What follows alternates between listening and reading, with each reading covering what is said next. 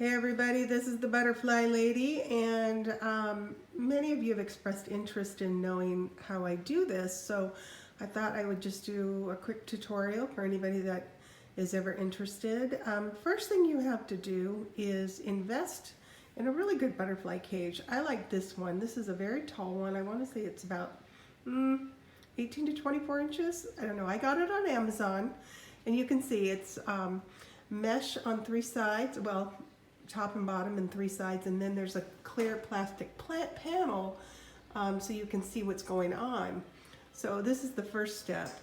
Second step obviously is investing in milkweed. If you look out my window, I have several milkweed plants growing right outside, and this is where I get my butterflies. But you could also buy milkweed at a nursery, or if you live near a wildlife preserve where milkweed grows wild, you could just go out there and find your eggs and your caterpillars and harvest it out there. I just find it easier just to grow it myself.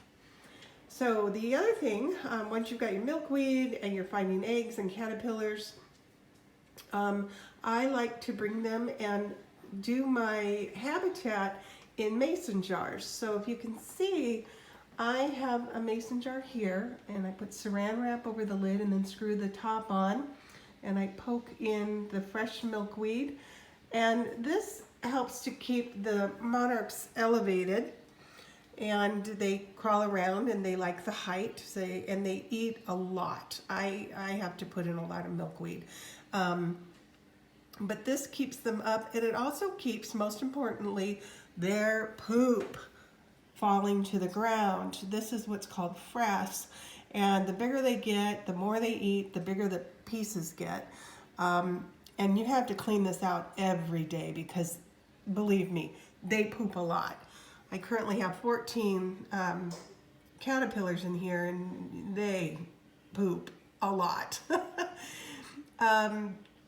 So that's kind of it. You know, you just got to keep supplying fresh milkweed, keep the cage clean, and just let them do their thing, and then eventually you'll see they will find a place to do their chrysalis. I don't know if you can see this guy. He's kind of hanging there, ready to go into his chrysalis. They kind of hang there for several hours and just, you know, wait to change. And they'll hang from stems. They'll hang even from leaves. I've got one right. I don't know if you can see him in there. He's hanging, there he is. He's hanging from a leaf. Zoom in here a little bit. He's hanging, and he's starting to droop, so he's probably going to be the first one to turn. And then, of course, they do climb up, and I've got one hanging from the ceiling. So, anyway, do segregate your monarchs if you have a lot that are big.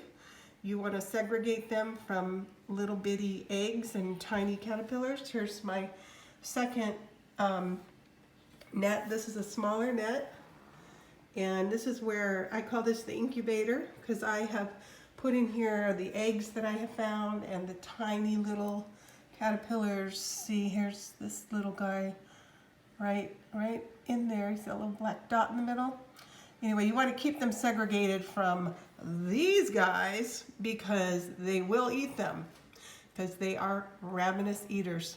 So anyway, that's how I do it. It's totally fun and just magical to watch. Bye.